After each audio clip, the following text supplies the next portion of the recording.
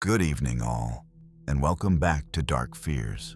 Tonight, we journey into the frozen heart and forgotten corners of British Columbia, through isolated small towns, endless wilderness, and places where help does not reach, to uncover 7 of the most disturbing and terrifying horror stories ever recorded.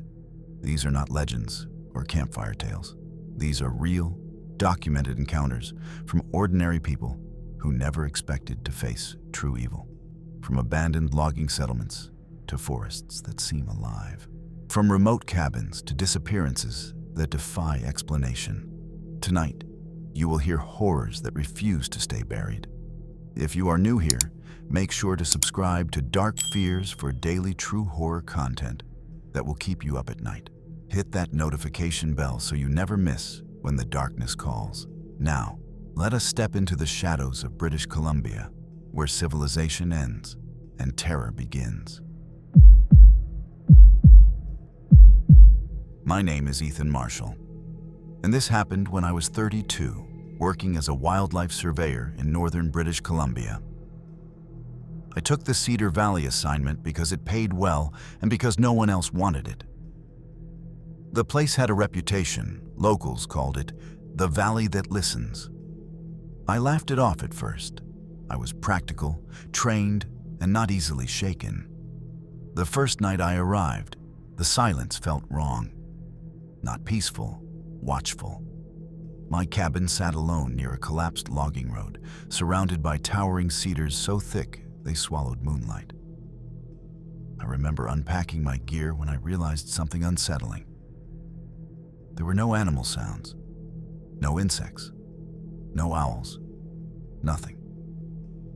That night, as the wind moved through the trees, I heard what sounded like voices, soft, overlapping whispers drifting just beyond the walls.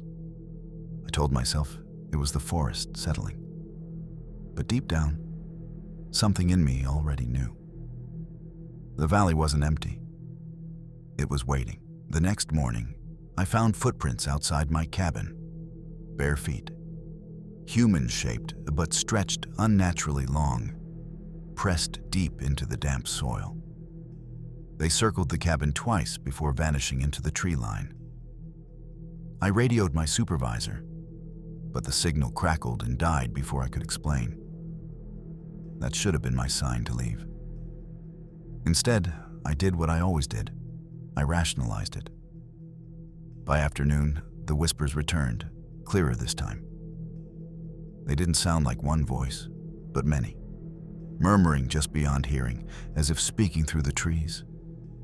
When I stepped outside to listen, the forest seemed to lean inward. The air felt heavy, pressing against my ears. That evening, I found scratches along the cabin door.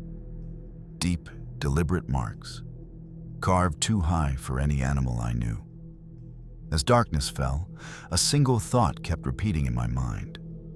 Whatever was out there wasn't trying to scare me away. It was trying to learn me. By the third day, sleep had become impossible. Every time I closed my eyes, the whispers returned, clearer and closer, as if standing just outside my thoughts. They didn't speak words I could understand, but their tone carried intent, curiosity, hunger. I tried recording the sounds using my field equipment, hoping to capture proof that stress hadn't finally broken me. When I played the audio back, all I heard was my own breathing, uneven, panicked, layered beneath something else. A low, rhythmic murmur that rose and fell like breathing that wasn't mine. That afternoon, I hiked toward an old survey marker deeper in the valley. Halfway there, I noticed the forest floor was unnaturally smooth, as if something massive had dragged itself repeatedly through the underbrush. The trees ahead bore strange symbols carved into their bark, spirals and jagged lines that made my head ache if I stared too long.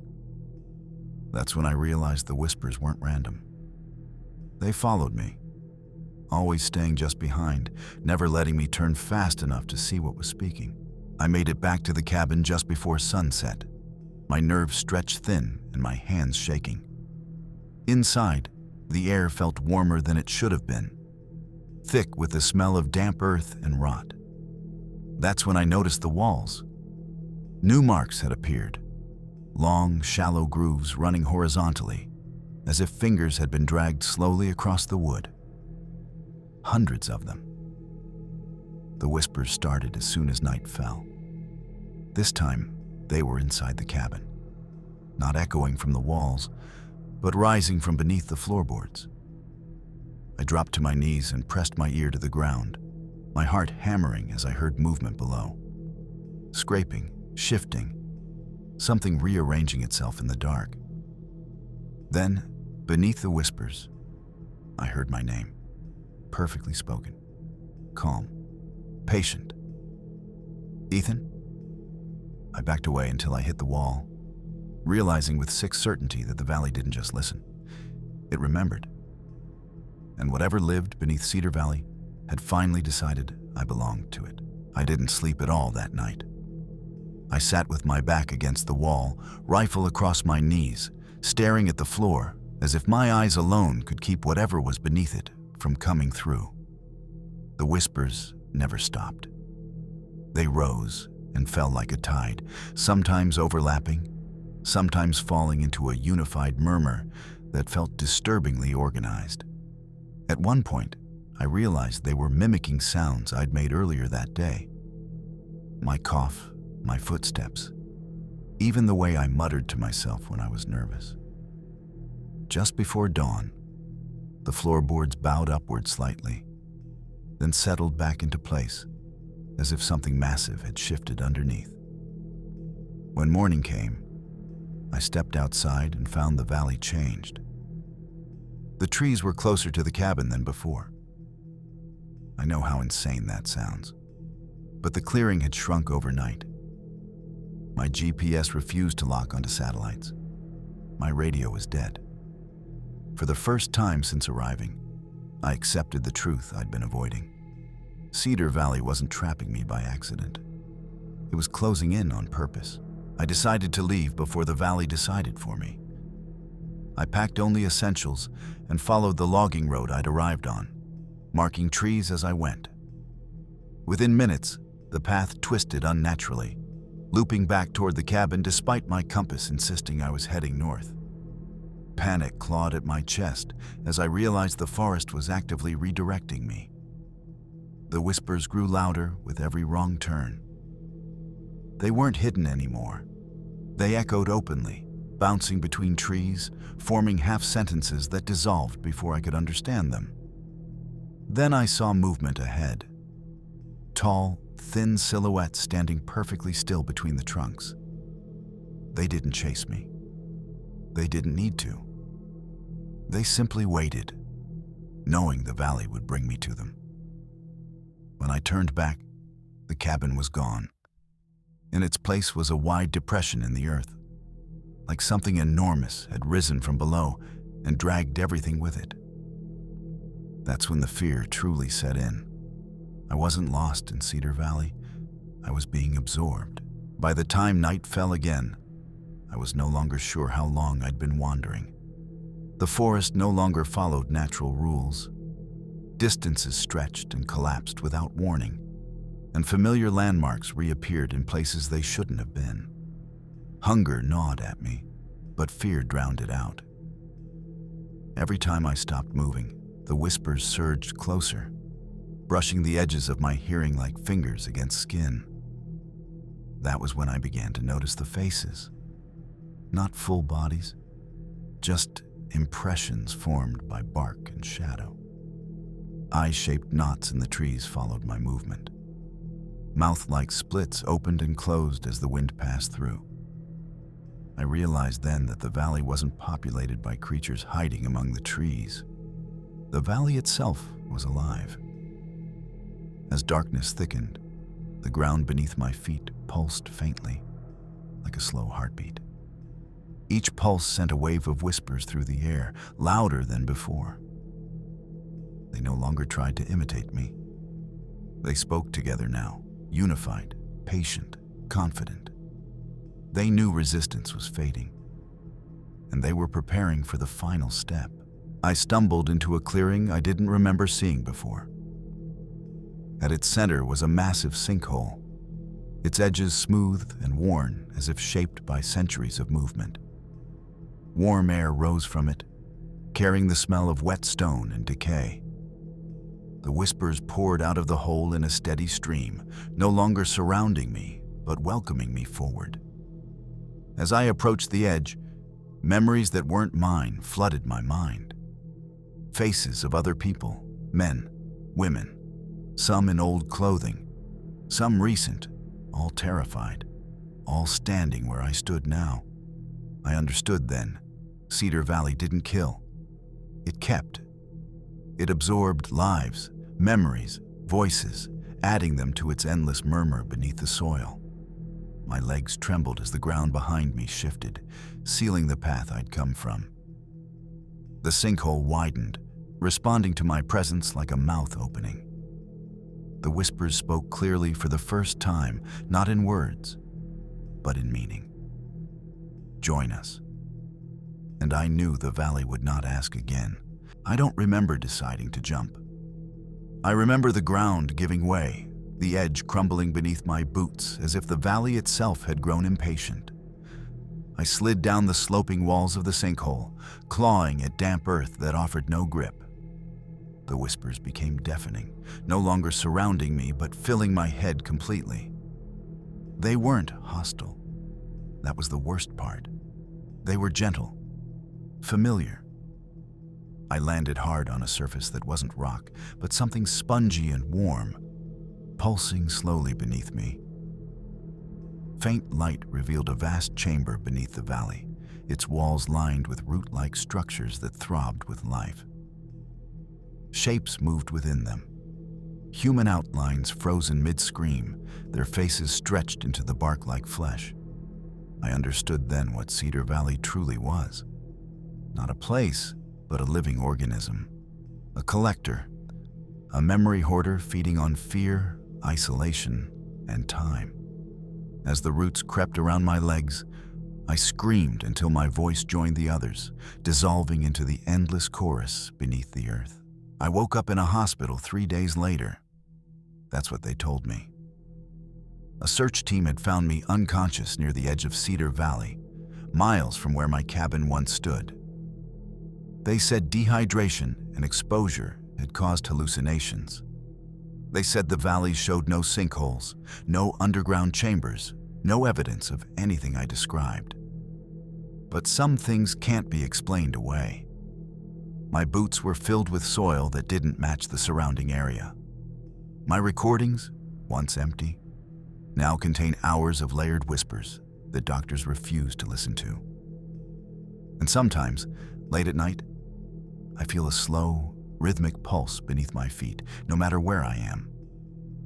The worst part is this. When I speak aloud in a quiet room, my voice doesn't echo alone anymore. There's a delay, a soft repetition beneath it, as if something far below the surface is answering back. Cedar Valley didn't keep my body. It kept my voice, and it's still listening. My name is Lucas Hargreave, and this happened when I was 28, after I accepted a temporary maintenance job on the northern coast of British Columbia. The lighthouse didn't appear on most maps anymore. It stood alone on a jagged stretch of shoreline, surrounded by black water and cliffs that dropped straight into the sea. The locals warned me not to take the job. They said the light had been active for decades, even though no keeper had officially worked there since the early 1990s. I told myself it was just an automated system that never got properly decommissioned. That explanation made sense. What didn't make sense was the condition of the place when I arrived. The door was unlocked. The interior was clean. Fresh footprints marked the dust on the spiral stairs leading upward toward the lantern room. That night, as fog rolled in from the ocean, the lighthouse beam began to rotate. Slow, deliberate, and standing alone on that cliff, listening to waves crash below, I I realized something was still keeping the light alive, and it knew I was there. The first night inside the lighthouse was worse than the warnings ever suggested. The walls carried sound in unnatural ways, bending every creak and echo until it felt like footsteps circling just out of sight.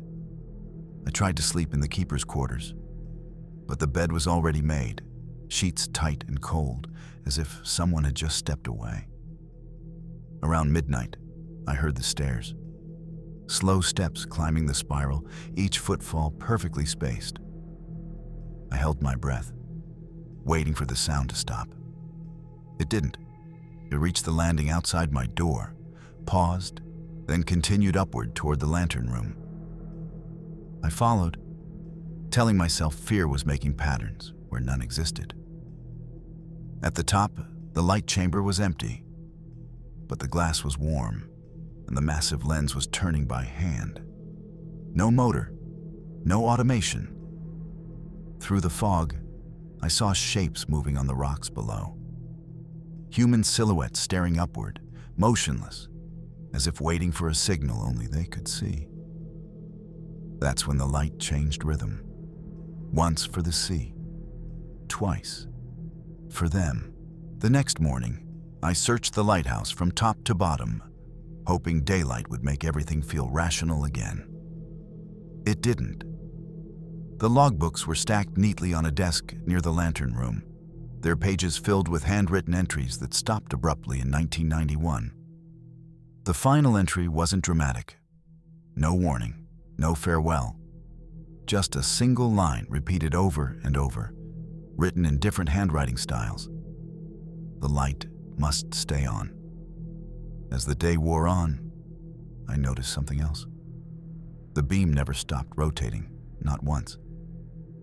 Even when I cut power to the generator, the light continued its slow, steady sweep across the water. The lens turned as smoothly as ever, warm to the touch, humming softly like it was breathing. By afternoon, the fog thickened unnaturally fast, swallowing the horizon and pressing close to the glass. I began to feel watched, not from outside, but from within the lighthouse itself. Every reflective surface, windows, metal rails, polished lenses, showed faint shapes behind me, figures standing just out of view, waiting for night to return. That evening, the foghorn began to sound on its own. Long, mournful blasts rolled out over the water, vibrating through the lighthouse walls and into my bones. I hadn't touched the controls. I didn't even know where they were. With each blast, the silhouettes on the rocks below became clearer. Men and women soaked through. Faces turned upward, eyes reflecting the beam like dull mirrors. I tried to radio for help, but every frequency returned to the same response. A low, distant voice repeating coordinates that didn't exist on any chart. The lighthouse trembled as footsteps echoed up the stairs again. This time, they didn't stop at the lantern room. I heard doors opening, drawers sliding, the sound of someone settling in for the night.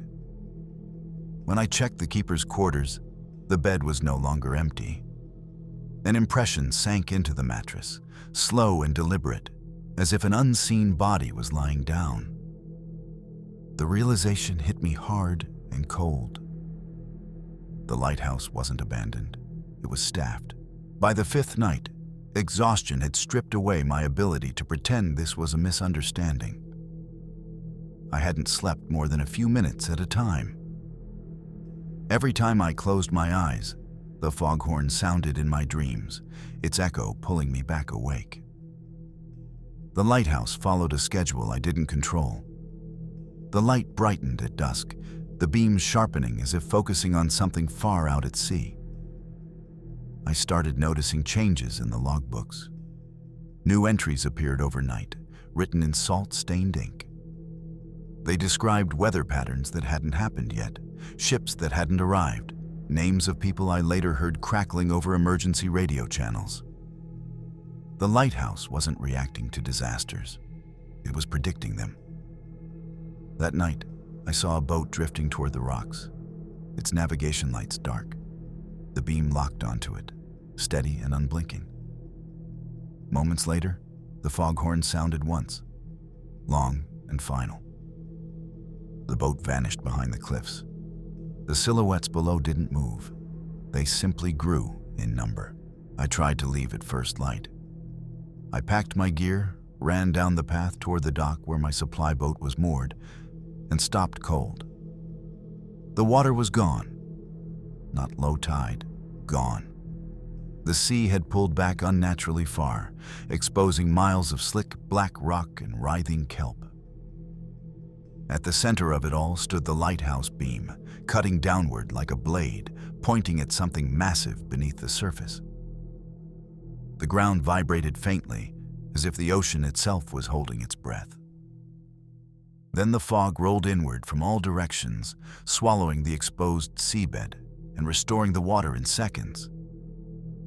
The dock was empty. My boat was nowhere to be seen. When I turned back, the lighthouse door was open.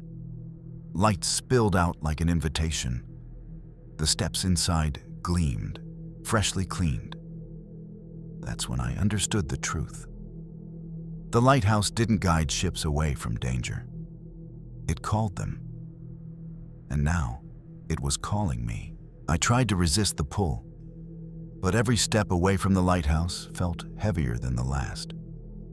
The air itself seemed to lean toward the tower, guiding me back like an unseen current. Inside, the temperature dropped sharply, and the walls vibrated with a low hum that matched the rotation of the light above. The silhouettes outside had changed. They were no longer soaked and still. They moved slowly now, climbing the rocks, their forms stretching unnaturally as they approached the base of the tower. As I climbed the spiral stairs, memories flooded my mind that weren't my own. Men watching storms roll in, women staring out to sea waiting for ships that never returned, hands gripping the railing as the light turned night after night. I realized the lighthouse wasn't powered by machinery. It was powered by people who stayed. At the lantern room, I saw my reflection in the glass. For a moment, it didn't move when I did. It just stared back, eyes hollow, mouth whispering words I couldn't hear. The light flared brighter, and something inside me answered. The door to the lantern room closed behind me without a sound. The beam slowed, then stopped entirely, pointing straight out to sea. Silence fell so suddenly my ears rang. Outside, the fog parted in a perfect corridor, revealing dozens of figures standing knee-deep in water, all facing the light. Their faces were calm, relieved. The lens began to turn again, but this time I felt it, inside my chest. Each rotation pulled something from me. Fear, doubt, the urge to leave. I understood then why no keeper had officially worked here in decades. You didn't quit this job. You became it. The lighthouse didn't consume bodies. It consumed purpose. It stripped you down to a single function: keep the light burning, no matter the cost. As dawn approached, the fog thickened once more, hiding the waiting crowd. The beam returned to its steady rhythm, sweeping the sea for the next arrival. And I stood beside it, hands resting on the rail, knowing I would never step outside again. The following weeks blurred together. I no longer noticed the passage of time. Days and nights felt the same inside the lantern room. My body was awake, but my mind was not entirely mine. Occasionally, I caught glimpses of visitors approaching the cliffs in the distance. Boats, kayaks, even small rafts. But the lighthouse beam always found them first. They never returned. I tried speaking to the figures beneath the light. They didn't respond. Sometimes they looked up, eyes hollow, as if aware of me. But I could sense no recognition. My own reflection in the glass became more foreign with each rotation of the lens. My voice, once strong, was now only a whisper, echoing off the walls. One night, I realized the beam wasn't just scanning the sea. It scanned the mind.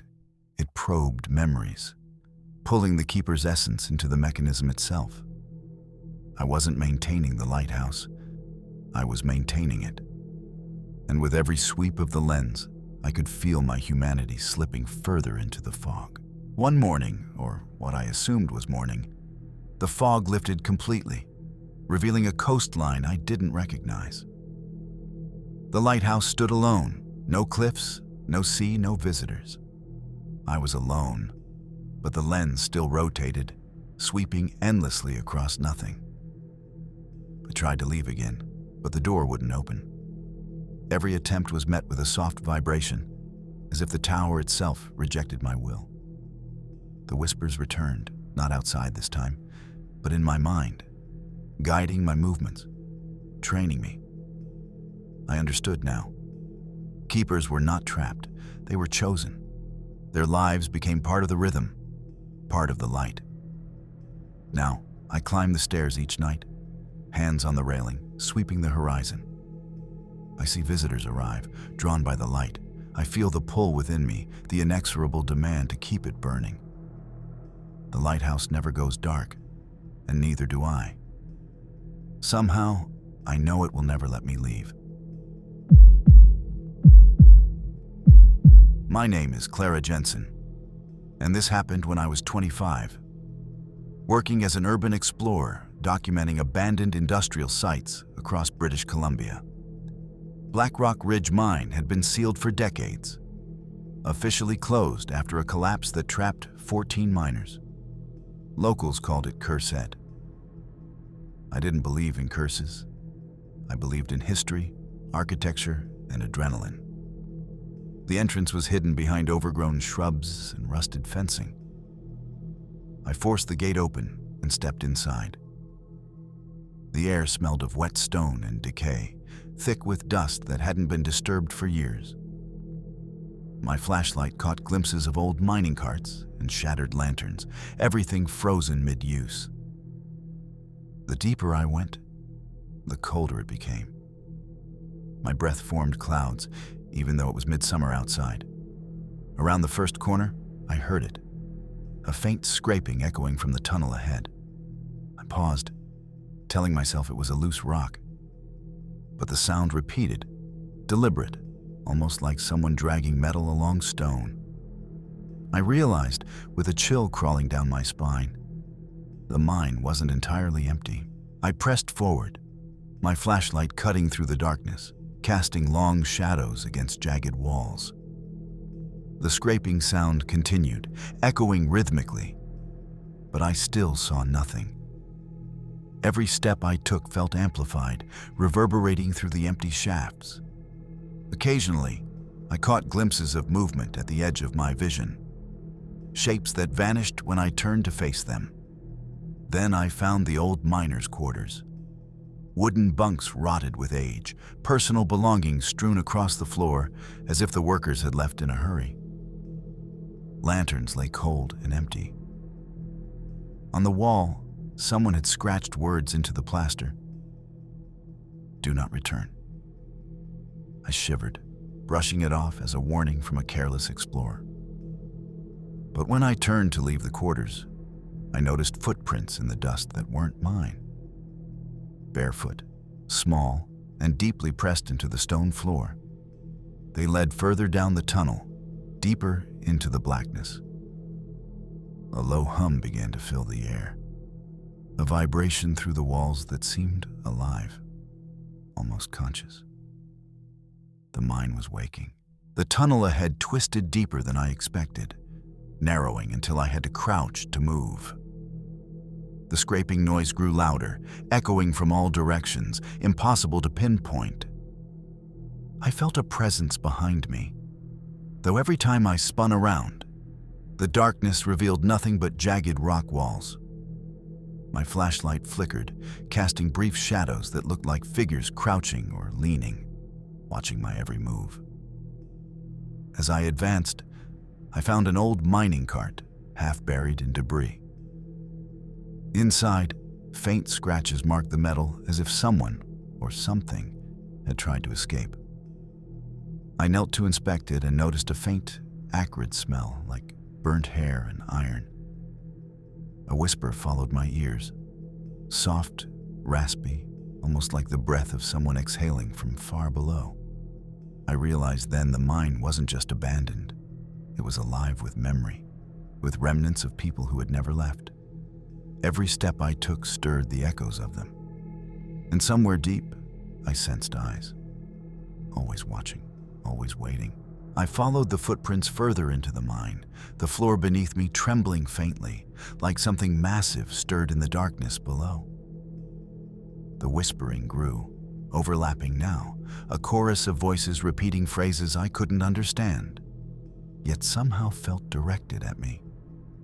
Each echo carried fear, confusion, and anger, frozen in time. Then I reached the main shaft. The ceiling stretched impossibly high, vanishing into shadows. Rusted ladders and scaffolding climbed into nothingness, swaying slightly as though someone had touched them moments ago. On the walls, symbols were etched deep into the stone. Lines, spirals, and marks that defied logic, some glowing faintly in the dim light. I realized the mine wasn't just dangerous. It was sentient. It wanted me deeper. It wanted me to see what it held. A cold gust swept through the shaft, carrying the smell of decay and wet stone. The whispers sharpened into words, chillingly clear. Come, join us.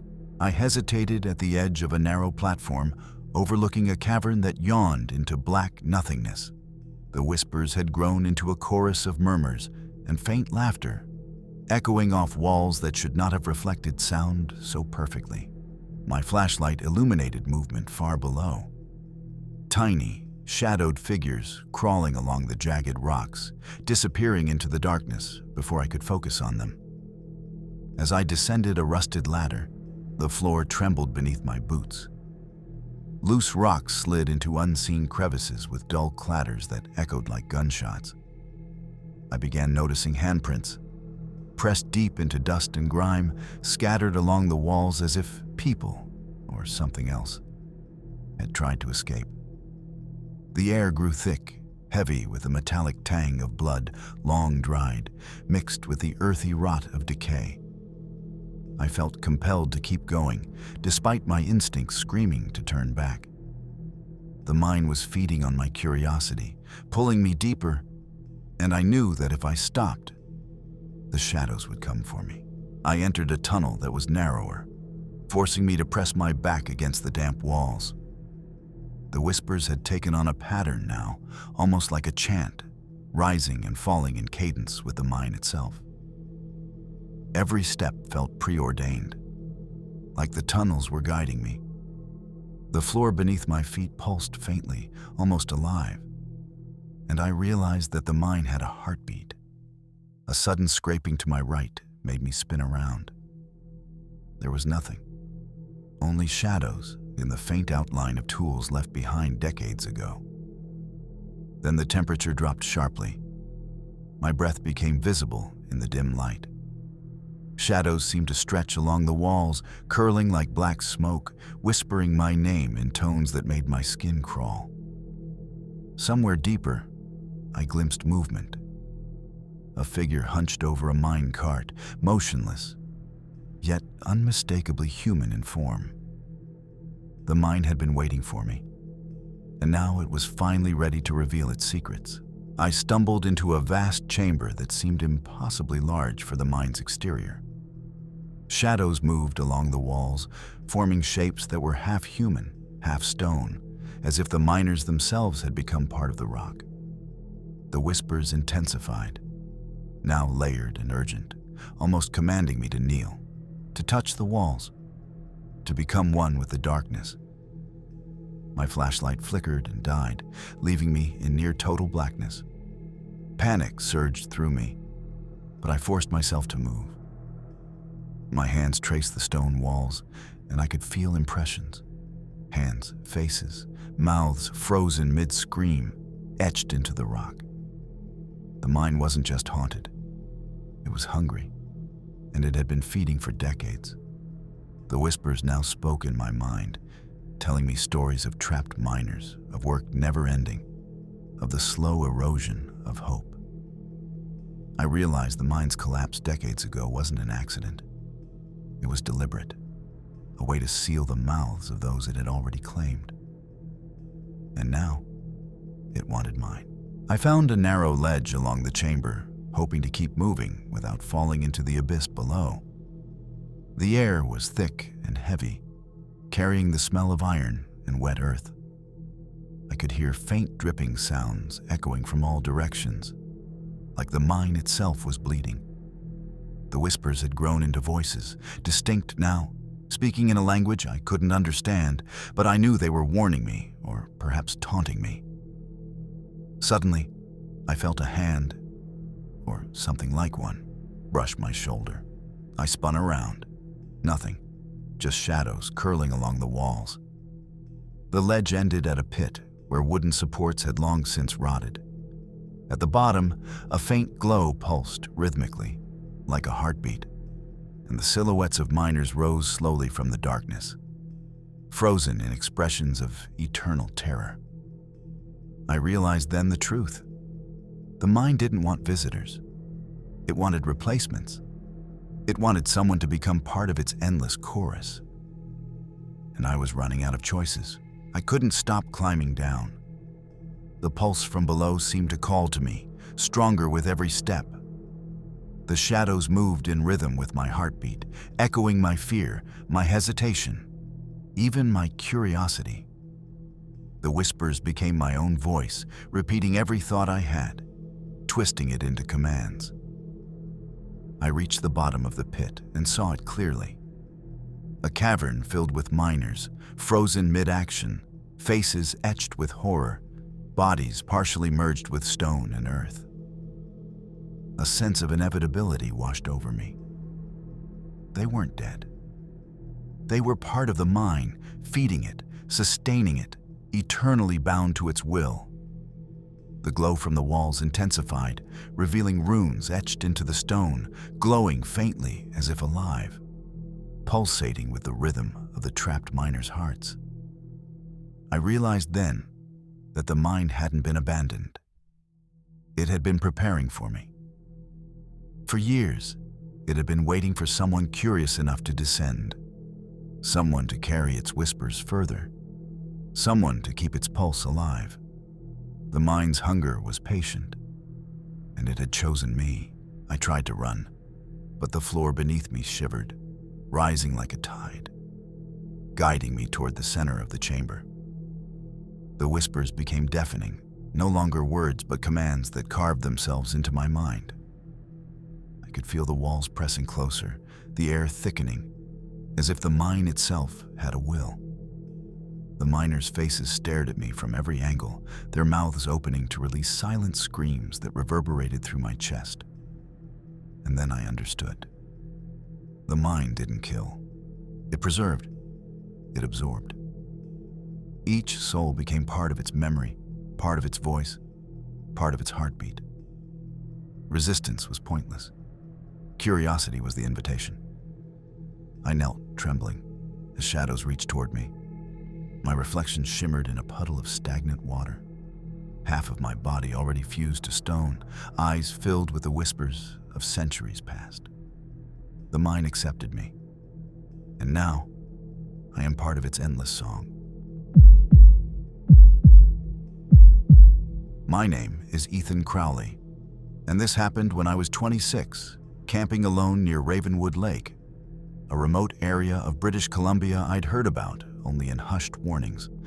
Locals said the lake had a history of strange disappearances, especially near the old cabin on its northern shore. They said no one who stayed there alone ever returned the same. I didn't believe them. Adventure and solitude were my refuge. The cabin appeared suddenly through the mist as I approached the shoreline. Its wooden walls were weathered, windows fogged, but the door was oddly pristine, almost inviting. A chill ran through me as I stepped inside. The air was stale but oddly warm, like someone had been there very recently. Dust covered the floor, but footprints, small and deliberate, led toward the back room. That night, as darkness fell and the lake mirrored a blood-red sunset, I heard the faintest whisper. My name.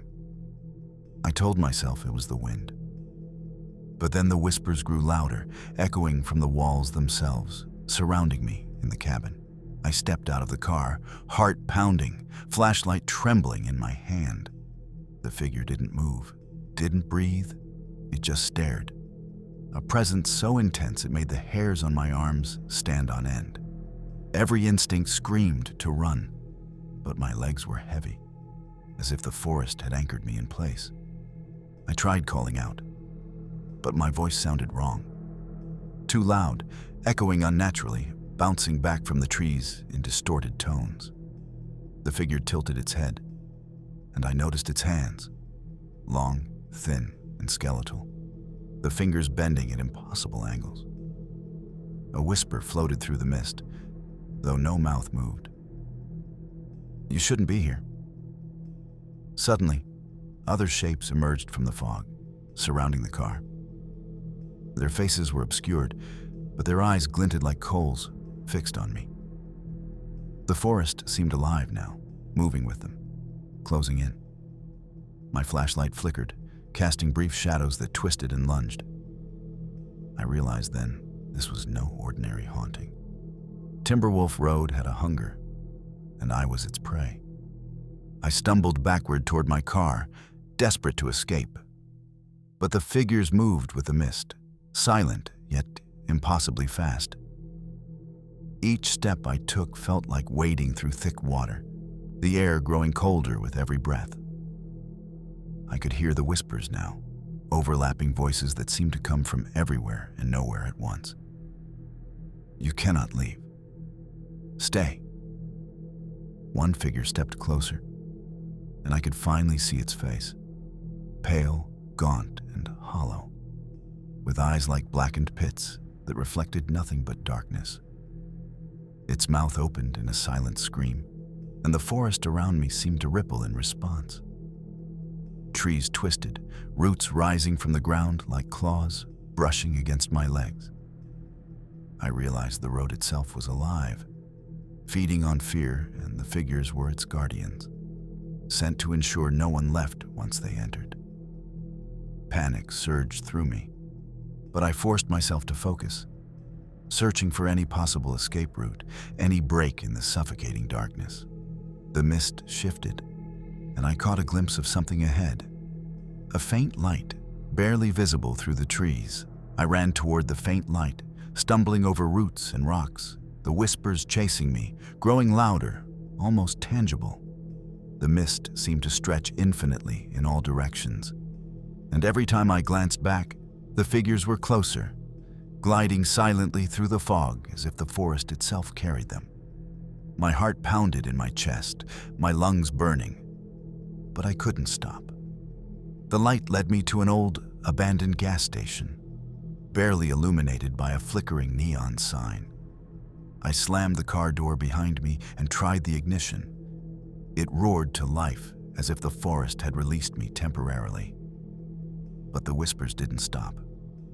Through the windows, I saw the shadowy figures standing at the tree line, watching, waiting, patient.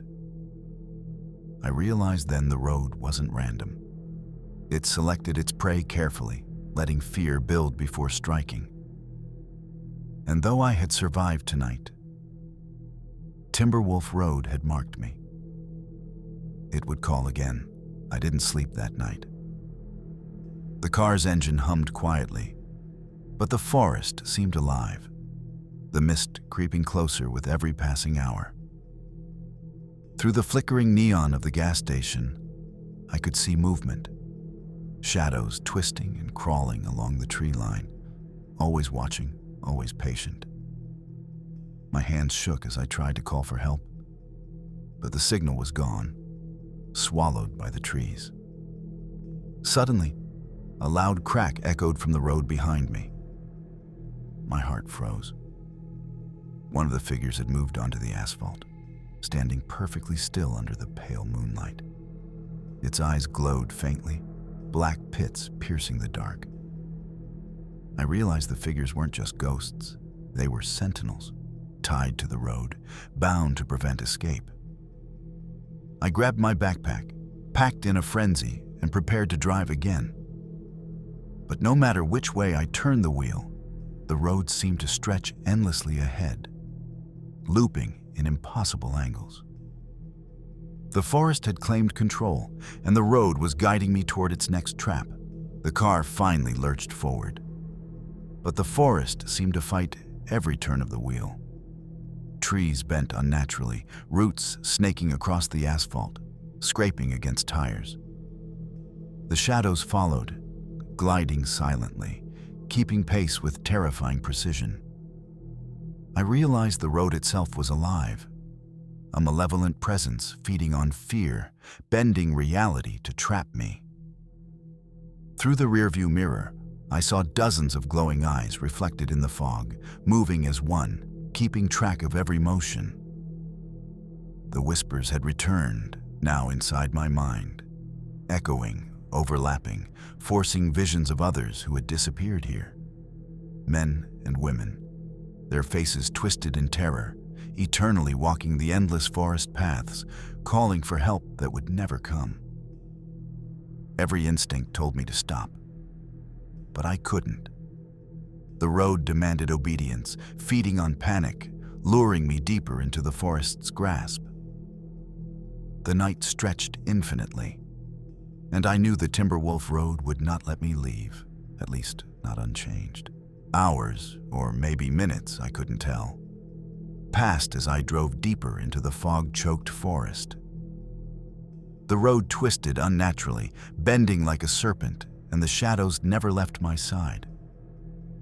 My headlights illuminated glimpses of figures standing between the trees, frozen yet impossibly close. Each time I blinked, they were nearer, their hollow eyes locked onto me, unblinking, unrelenting. The whispers became voices I recognized, friends, family, even strangers I had crossed paths with in the past. But their words were twisted, dark, warning me and accusing me at the same time. I realized Timberwolf Road didn't just feed on fear. It fed on memory, on guilt, on the parts of you that could be manipulated. Every turn I took seemed orchestrated, designed to break me, to force me into submission. Then I saw it. A massive shadow crossing the road ahead, too large to be human, moving with an unnatural, fluid grace. The forest seemed to bend around it, as if the trees themselves obeyed its command. I slammed the brakes, but the car skidded as if the road were coated in ice. The shadow loomed closer, filling the road, its presence suffocating. My hands shook as I tried to start the engine again. The fog thickened, blinding, and every shadow seemed to twist into forms I couldn't comprehend. Some human, some animal, all watching. A sudden movement at the edge of the forest drew my attention. Dozens of figures had gathered, forming a silent procession along the tree line. They didn't move toward me. They didn't need to. The road itself was bringing me to them, bending, guiding, constricting. I realized then that Timberwolf Road wasn't just a path. It was a predator, ancient and patient, choosing its victims carefully, drawing them into fear and disorientation before the final capture. I gripped the wheel, heart hammering, headlights cutting through the mist. Every instinct screamed escape, but the forest and the road had other plans. The car lurched forward, the tires squealing against the uneven road as the shadows seemed to rise from the fog, swirling and twisting around me. The whispering voices became deafening, overlapping into a single cacophony, repeating my name over and over, echoing through my skull. Every instinct screamed to escape, yet the road seemed infinite, bending and folding in impossible ways. I could see glimpses of figures standing in the trees, arms outstretched, some reaching for me, others merely watching, waiting for me to tire, to give in. Ahead, the massive shadow loomed larger, filling the road entirely, yet I couldn't stop. My hands clutched the wheel, knuckles white, and I realized the truth. The road didn't just want to trap me physically, it wanted to break me mentally, to own my fear, my will, my mind. Every twist of the asphalt, every bend in the fog, brought me closer to it. And I knew the moment I slowed, it would take me completely. I forced the car to speed forward, tires skimming wet leaves and roots, fog whipping past like a living entity.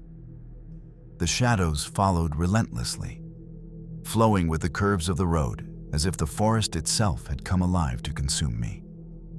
My pulse raced, heart hammering in my ears as the whispering voices screamed, echoing the memories of countless others who had driven this road before me, trapped forever in the folds of its darkness. Then, the road straightened briefly, and the shadows paused. A faint glimmer of moonlight broke through the fog, revealing the edge of the forest ahead, where the trees thinned and an open highway appeared. I floored the gas pedal, heart leaping, headlights piercing the night. The road behind me fell silent. The shadows didn't follow. For now, I had escaped. But I knew, deep in my bones, that Timberwolf Road was patient, and it would be waiting for its next victim.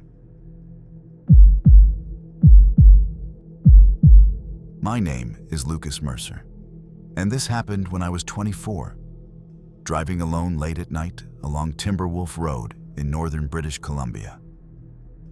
The locals warned me not to take that route after dark. "It's cursed," they said. I laughed it off. Too many late nights, too many thrill-seeking adventures. I thought I could handle a lonely road. The road stretched endlessly, flanked by dense forests that seemed to close in around me. My headlights cut through the darkness, illuminating mist that clung to the tree trunks like pale fingers. Around the halfway point, my car's engine stuttered, then died. I tried restarting it, but nothing worked. I was completely alone. At least, that's what I thought. Then I saw something in the trees. A figure standing perfectly still, watching me. Its face was hidden in shadow, but I could feel its gaze burning into me. My instinct screamed to drive off, but my car refused to start. The air grew colder, heavier, as if the forest itself was holding its breath. I stepped out of the car, heart pounding, flashlight trembling in my hand. The figure didn't move, didn't breathe, it just stared. A presence so intense it made the hairs on my arms stand on end. Every instinct screamed to run, but my legs were heavy, as if the forest had anchored me in place. I tried calling out, but my voice sounded wrong. Too loud, echoing unnaturally, bouncing back from the trees in distorted tones. The figure tilted its head, and I noticed its hands, long, thin, and skeletal, the fingers bending at impossible angles. A whisper floated through the mist, though no mouth moved. "You shouldn't be here."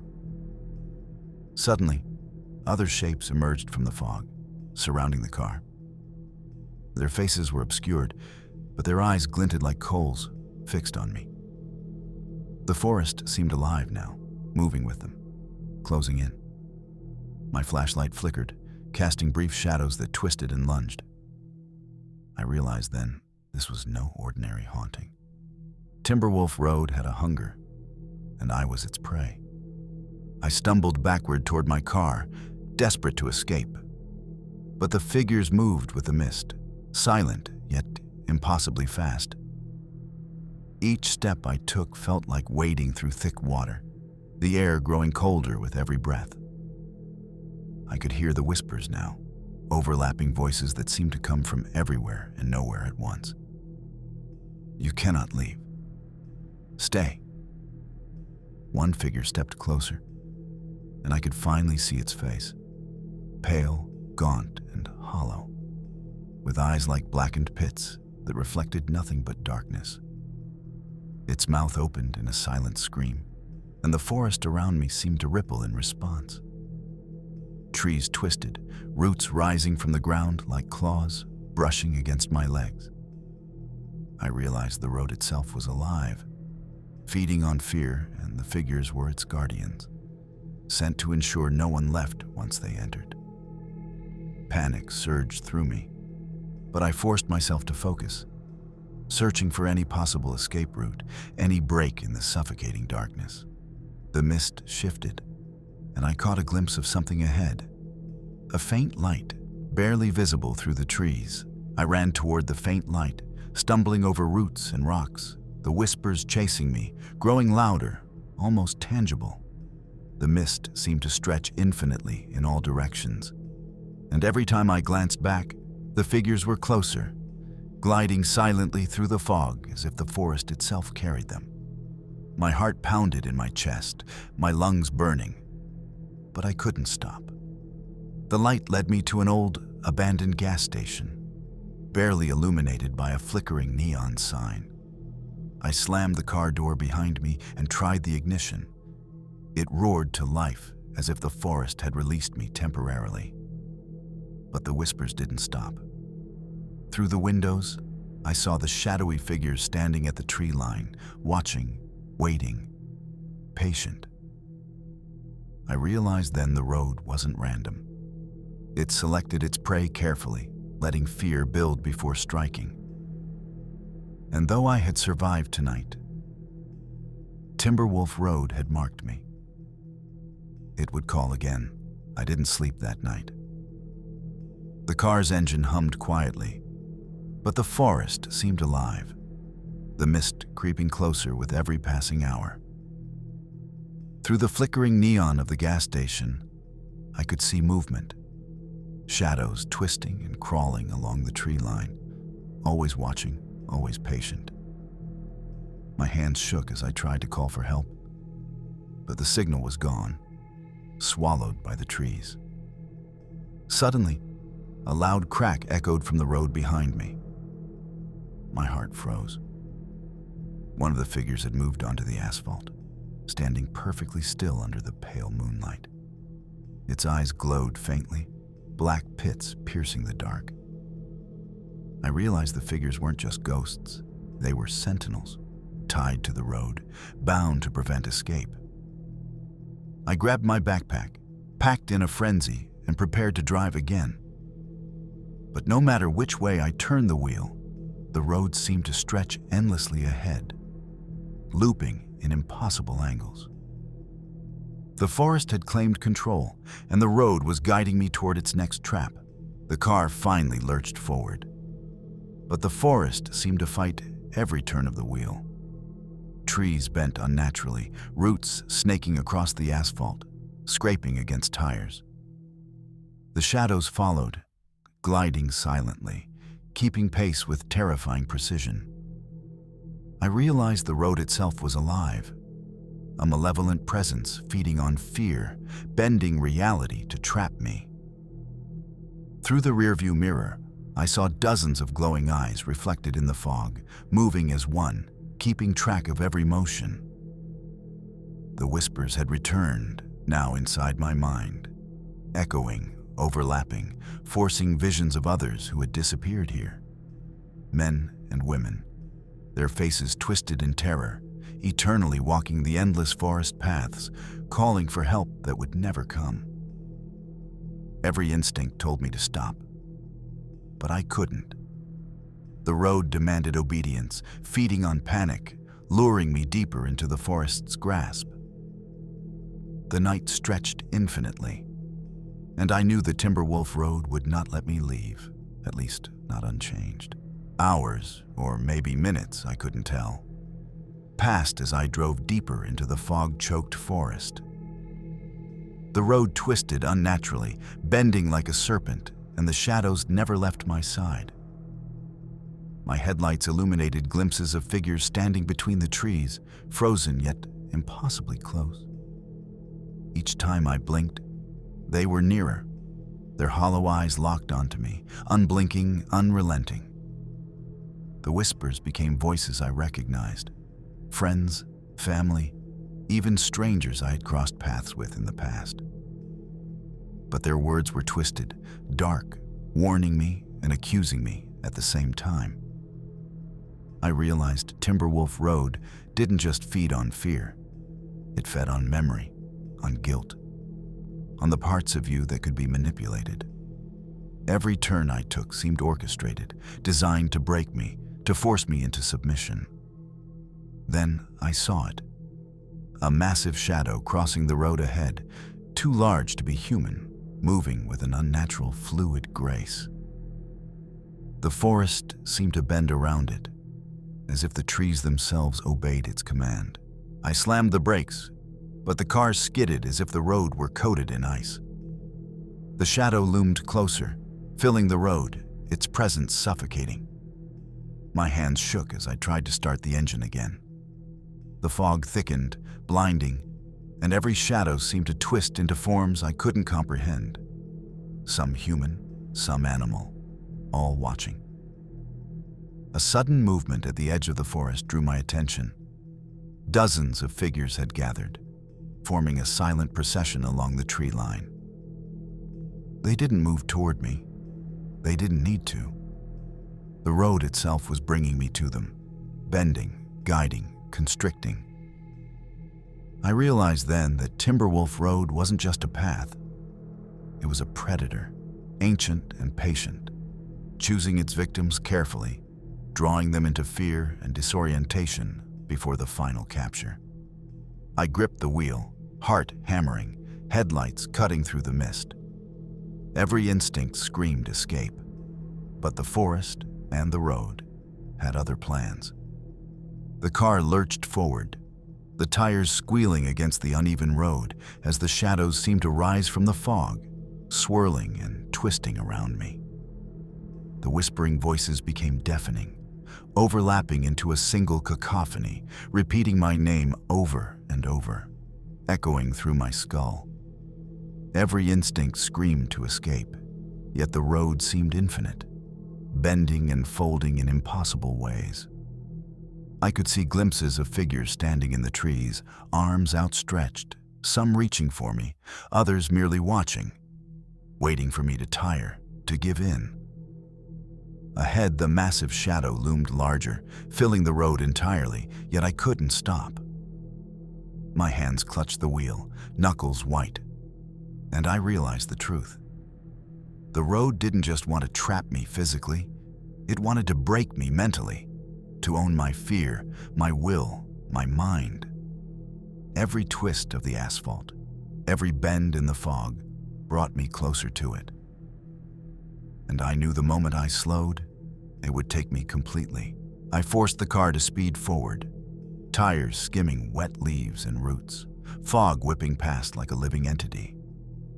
The shadows followed relentlessly, flowing with the curves of the road as if the forest itself had come alive to consume me. My pulse raced, heart hammering in my ears as the whispering voices screamed, echoing the memories of countless others who had driven this road before me, trapped forever in the folds of its darkness. Then, the road straightened briefly, and the shadows paused. A faint glimmer of moonlight broke through the fog, revealing the edge of the forest ahead, where the trees thinned and an open highway appeared. I floored the gas pedal, heart leaping, headlights piercing the night. The road behind me fell silent. The shadows didn't follow. For now, I had escaped. But I knew, deep in my bones, that Timberwolf Road was patient, and it would be waiting for its next victim. My name is Isabella Hart, and this happened when I was 19, driving home late along Hollow Creek Bridge, a narrow, forgotten stretch in the heart of British Columbia's wilderness. Locals whispered about it, calling it cursed, warning travelers not to cross alone after dark. I laughed at the tales, ghost stories, superstition. I should have listened. The bridge rose from the mist like a dark spine over the creek below. My headlights illuminated the rusted rails and cracked planks, but the far end disappeared into dense fog. As I drove forward, I noticed something unsettling. Shadows moving beneath the bridge, flitting along the creek's surface. At first, I thought it was my imagination. But then the whispers began. Soft, urgent, echoing my name. Suddenly, the car shuddered, headlights flickering, engine stuttering. I looked up and saw a figure standing in the center of the bridge, completely still, face obscured by shadows. Its presence was magnetic, drawing me closer, whispering promises I couldn't ignore. Hollow Creek Bridge was waiting for me. I slowed the car, heart hammering, and tried to reason with myself.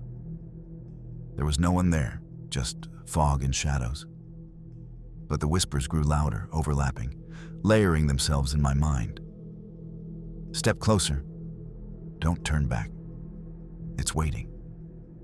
I froze, staring at the figure, and realized the fog around it was moving unnaturally, curling like living smoke. The bridge seemed longer than it should have been, stretching into the mist, each plank groaning under an unseen weight. I felt the temperature drop sharply.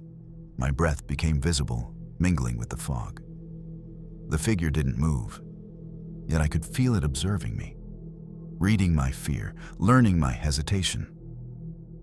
I tried to reverse, but the tires skidded, barely responding. A shadow emerged beneath the bridge, black water swirling unnaturally, forming shapes of hands and faces, reaching. My pulse raced. I realized Hollow Creek Bridge wasn't just haunted, it was alive, and crossing it alone meant you were never truly free. I gripped the steering wheel, knuckles white, heart hammering. The shadow on the bridge remained perfectly still, yet I could feel it moving closer in my mind, its presence pressing against me. The whispers intensified, layering into a chorus of voices, some pleading, some mocking, all echoing through the fog. I realized they weren't coming from the figure. They were coming from the bridge itself. The planks beneath the tires groaned under the car, shifting slightly, tilting in impossible ways. Shapes appeared beneath the foggy water, pale and twisted, reaching upward as if begging me to join them. I forced my foot down on the gas, and the car lurched forward. But the shadow seemed to glide ahead, maintaining distance, yet always keeping me trapped in its gaze. Then I saw it. The far end of the bridge disappeared completely into darkness. It wasn't just fog. It was a void, stretching beyond reality, waiting. Hollow Creek Bridge wasn't simply a path. It was a passage. And it had a price. Panic surged, but logic refused to dominate fear. I glanced around.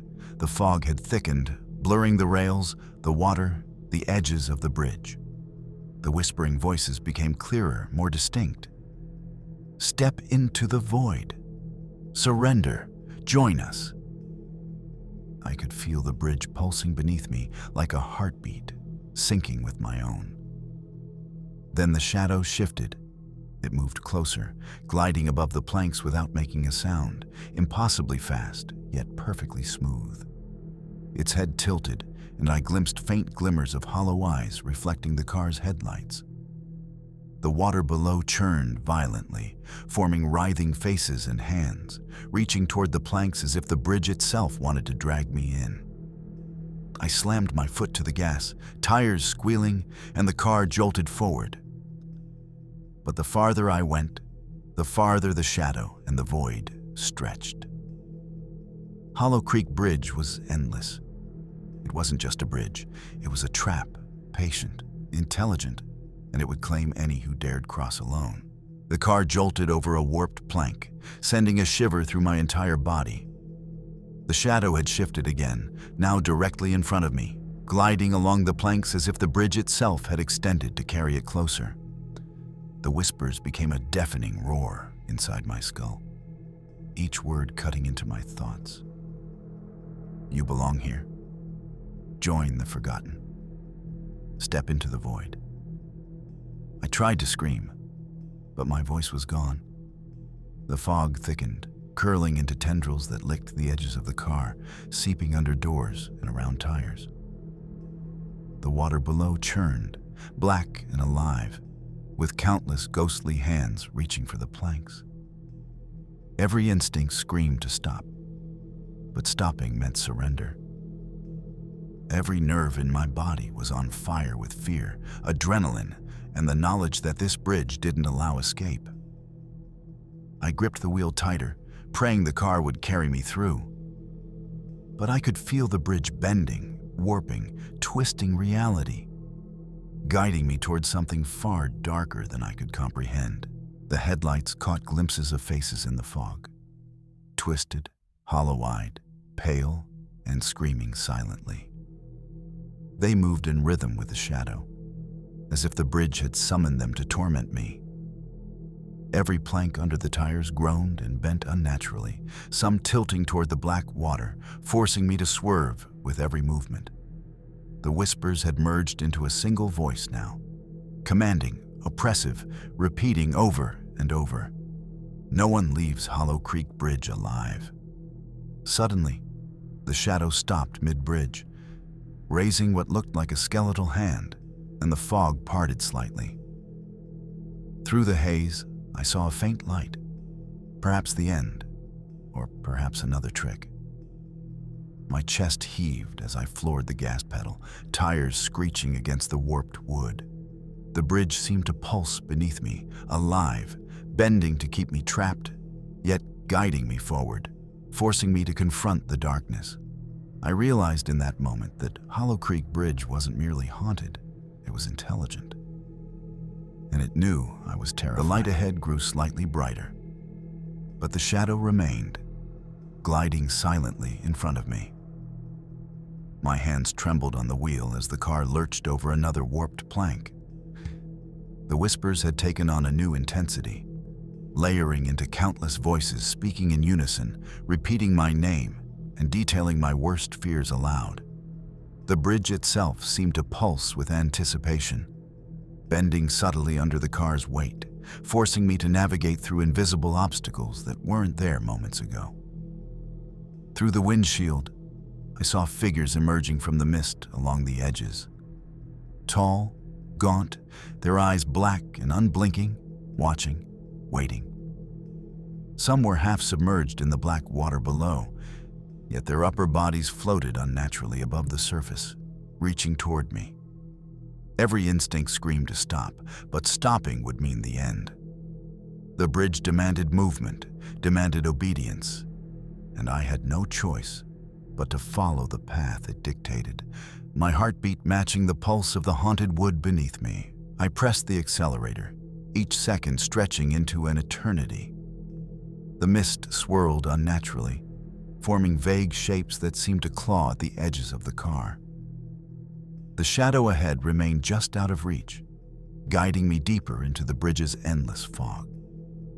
The voices intensified, whispering warnings, promises, and threats in a single, mind-splitting chorus. I realized the bridge wasn't just a physical trap. It was a mental one, feeding on fear, magnifying doubt, and twisting perception. The black water below churned violently, as if alive, reflecting not my own face, but distorted versions of me, screaming silently. Roots and warped planks occasionally reached for the tires, threatening to unbalance the car, and I swerved narrowly, heart hammering. The faint light ahead, freedom, glimmered through the fog, but I couldn't shake the certainty that the bridge itself was alive, intelligent, and patient, capable of dragging me into the void if I faltered even for a second. I gritted my teeth, determined to survive, even as terror clawed at my mind. The light ahead suddenly brightened, but the shadow didn't waver. It hovered, immense and silent, its hollow eyes fixed on me. I felt the bridge itself contract slightly beneath the tires, a subtle but unmistakable pressure, as though it were testing my resolve. The whispers reached a crescendo, layering into a deafening roar inside my skull, repeating my fears, my regrets, the moments I wished I could undo. Through the fog, I glimpsed the twisted faces in the black water below. Countless lost souls clawing toward the planks, their silent screams echoing through my mind. The shadow raised one skeletal hand, and the bridge quivered in response, the warped wood shifting in impossible angles to guide me forward. I knew in that instant that any hesitation would be fatal. I pressed the accelerator, ignoring the instinct to swerve or stop, my only focus on the faint glimmer of light that might be the end, or a cruel trick. The bridge demanded submission, and I had no choice but to obey. I floored the gas pedal, the tires squealing against the warped, wet planks. The shadow remained ahead, but the pulsing of the bridge beneath me seemed to quicken, urging me forward. The mist began to thin slightly, revealing the far end of the bridge, a faint stretch of solid road bathed in moonlight. I drove with every ounce of focus I had, barely daring to breathe. The shadow raised one final hand, and the black water surged violently, reaching out as if to drag me back. Then, as quickly as it had appeared, it vanished. The whispering stopped, leaving only the sound of the tires on the asphalt and my pounding heartbeat. I crossed the bridge and felt the oppressive weight lift, the fog dispersing into the night. I had survived Hollow Creek Bridge, but the memory of the shadow, the whispers, and the clawing black water would haunt me forever. I knew it was patient. It would wait for the next traveler. My name is Ethan Collins, and this happened when I was 21. I had been hired to document an abandoned estate known as Blackwood Manor, a sprawling Victorian mansion hidden deep within the forests of British Columbia. Locals avoided it, claiming that anyone who entered after dusk never returned the same, or at all. I was eager for a thrill, dismissing their warnings as superstition, a perfect opportunity for an unforgettable story. The mansion rose from the trees like a jagged shadow, its windows dark and lifeless, the walls covered in decades of rot and ivy. The air was thick with decay, and a chilling wind seemed to whisper my name. As I stepped onto the cracked stone steps, I felt the weight of unseen eyes on me. The door creaked open before I could knock, revealing a hall swallowed by darkness, the air heavy with a strange, metallic scent. I took a hesitant step inside, and the door slammed shut behind me. Blackwood Manor was awake, and it knew I was there. I shone my flashlight across the grand hall. Dust floated in the narrow beam, and the air was thick with the scent of damp wood and decay. Portraits lined the walls, their subjects' eyes seeming to follow my every movement. I noticed something odd. The eyes in some frames were scratched out, replaced with crude markings that looked almost ritualistic. As I moved further, the floorboards groaned underfoot, echoing unnaturally through the cavernous rooms. A cold draft swept past me, carrying faint whispers that seemed to come from behind the walls. I turned sharply, catching movement from the corner of my eye, shadows twisting in unnatural angles, dancing across the peeling wallpaper. Then I heard it. A soft, deliberate footsteps upstairs. No breeze could cause the stairs to creak like that. My heart raced as the realization sank in. Blackwood Manor wasn't empty. Something, or someone, was waiting for me, and it had been expecting me all along. I forced myself to climb the grand staircase, each step groaning under my weight. The whispers grew louder, overlapping in a chorus of unintelligible words, yet I could feel the malice behind them. The walls seemed to pulse, the shadows stretching unnaturally, reaching toward me. I caught glimpses of movement in the corner of my eye, figures darting between the doorways, vanishing before I could fully see them. At the top of the stairs, the hallway stretched endlessly, the wallpaper peeling in long vertical strips. A single door at the far end of the corridor seemed to radiate darkness, almost as if it were absorbing the light from my flashlight. As I approached, the air grew colder, my breath fogging in front of me, and the floor beneath me creaked in rhythm with an invisible heartbeat. Then, a whisper came from inside the room. "You shouldn't have come here." My heart stopped. Blackwood Manor wasn't just abandoned. It was alive, and I was intruding. I hesitated at the threshold of the dark room, flashlight trembling in my hand. The whispering had grown louder, urgent, almost pleading, yet dripping with menace. The door seemed to breathe, exhaling cold, stale air that carried the metallic scent of blood. My instincts screamed to turn back, but curiosity, or perhaps fear, forced me forward. Inside, the room was empty, except for a large dust-covered mirror that reflected nothing but darkness. My reflection appeared delayed, distorted, movement slightly out of sync with my own. Then I noticed the writing on the glass, smeared in dried blood. "Leave now, or become one of us." Suddenly, the door slammed shut behind me, and the temperature dropped sharply. Shadows twisted along the walls, taking vague humanoid forms, circling me.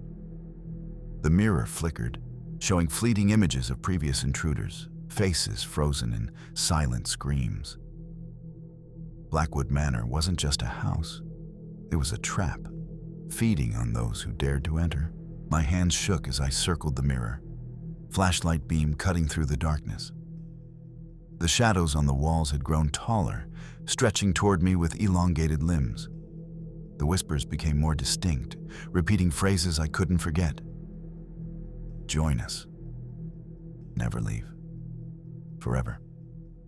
I could see faces flickering in the shadows, pale and twisted, silent mouths open in frozen screams.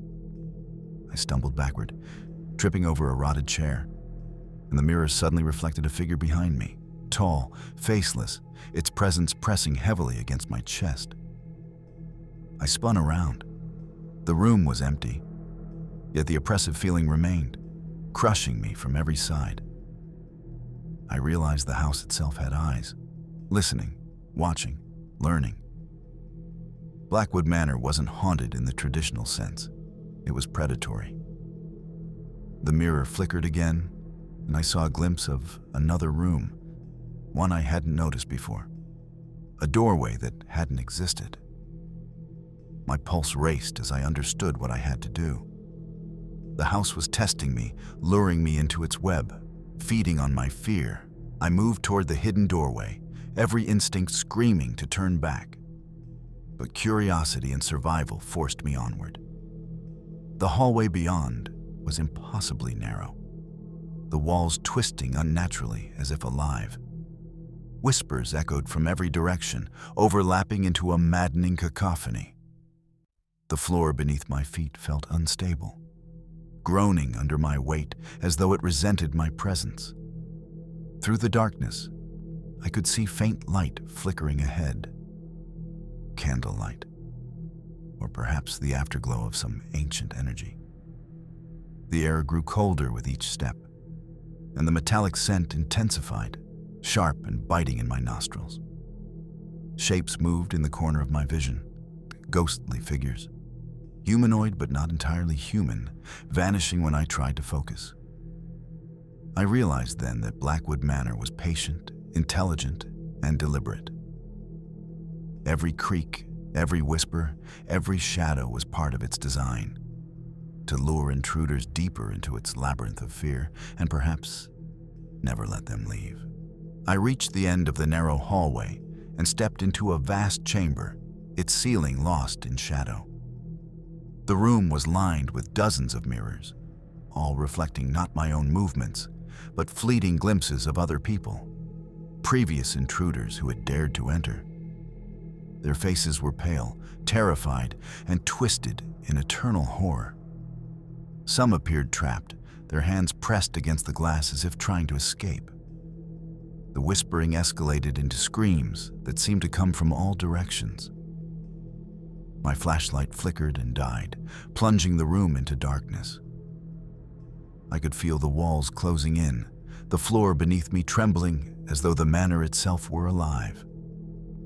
The mirrors pulsed faintly, and I realized that Blackwood Manor fed on fear. Storing it within the glass, holding the souls of those who had resisted too long. A shadow moved between the mirrors, humanoid but elongated, faceless, gliding effortlessly. It stopped directly in front of me, and I could feel its gaze piercing my soul, waiting for me to break. I stumbled backward, my heart hammering, and tripped over a loose floorboard. The shadows around me seemed to react, stretching taller, writhing like liquid darkness. The mirrors reflected impossible visions, endless hallways, staircases leading nowhere, rooms that twisted and folded in impossible angles. The whispers now formed words I understood clearly. Stay. Belong. Join us. Suddenly, the shadow lunged, gliding along the floor as if it were liquid, moving faster than my eyes could follow. I scrambled to my feet, racing toward a single door at the far end of the chamber. The mirrors rippled as I passed, faces of the trapped screaming silently, reaching out with translucent hands. Each step felt like wading through a weightless nightmare, the manor itself trying to restrain me, to keep me trapped forever. I slammed the door open and tumbled into the hallway beyond, panting. But the oppressive presence lingered. Blackwood Manor was alive, cunning, and patient. It wouldn't release me so easily. I ran through the twisting hallways, my footsteps echoing unnaturally, as if the manor were mocking my escape. The air was thick and suffocating, the metallic scent growing stronger, almost choking me.